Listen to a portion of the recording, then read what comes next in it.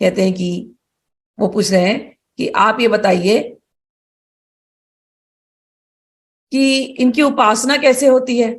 ये जो गोविंद हैं, आप कह रहे हैं सब कुछ इन्हीं के अंदर समाहित है, तो इन गोविंद की उपासना कैसे होती है, क्या करना चाहिए। तो यहां पर जो उन्होंने गोविंद की जो उपासना बताई है, उसके अंदर आवरण पूजा वगैरह बताई है, यंत्रों की पूजा बताई गई है, जिसे हम लोग तंत्र में करते हैं। तो जब मैंने कहा ना, ये बुक अब आप खोली है, ये सभी संप्रदायों में पढ़ी जाती है ये बुक, लेकिन तंत्र में जब आप जाओगे तो विशेषतया यंत्र निकलेगा, यंत्र के ऊपर पूजा होगी, उनके पूरे यंत्र के देवता एस्टैब्लिश किए जाते हैं, करे जाते हैं। तो यहां पर ब्रह्मा जी ने उस फैक्ट को भी बताया है, यंत्रों की पूजा ये उसके लिए है जिसको करना है। जिसको यंत्र की पूजा नहीं करनी है, वो केवल भावात्मक दृष्टि से, जैसे अभी तक आप समझे, केवल वो वैसे ही पूजा करेगा, तो उसके लिए कंप्लीट है। इसी मंत्र का एक दूसरा वेरिएशन है, जिसमें बीज मंत्र के बजाय ओम लिखा जाता है। ब्रह्मा जी ने उस मंत्र को भी दिया है इसी टेक्स्ट के अंदर।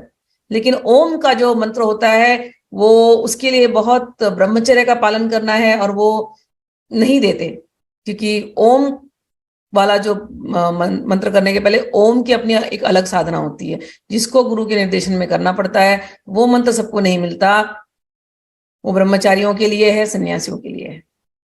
ये मंत्र सभी के लिए है, दोनों में कोई अंतर नहीं है। ब्रह्मा जी ने कहा, ब्रह्मा जी को जब सृष्टि बनानी थी, ब्रह्मा जी को यही मंत्र मिला है। इसी मंत्र से अलग अलग मंत्र आते हैं, तो उन्होंने अलग अलग मंत्रों को भी बता दिया। जैसे मैंने कहा ना अभी, 18 सिलेबल से चैतन्य महाप्रभु केवल 10 सिलेबल वाला मंत्र बोलते थे। यही मंत्र मेन इंपॉर्टेंट है।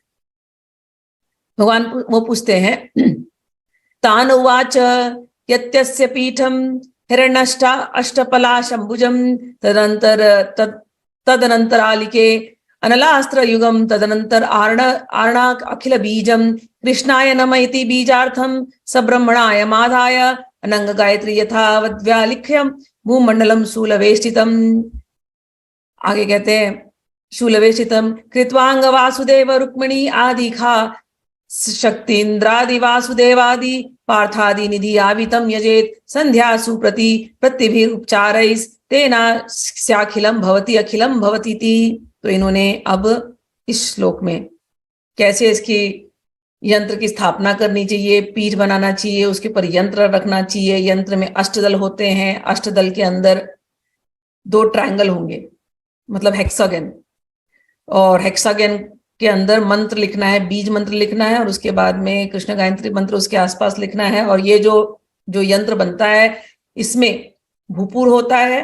तो भूपुर में जितने इंद्रादि देवता हैं 8 10 डायरेक्शन की, उनकी पूजा होती है। उसके बाद फिर जो अष्टदल होते हैं, उनकी सारी देवियों की पूजा होती है, और फिर श्री कृष्ण ये मंत्र की पूजा होती है। ये यंत्र की स्थापना है, इसको रख करके हम पूजन कर सकते हैं।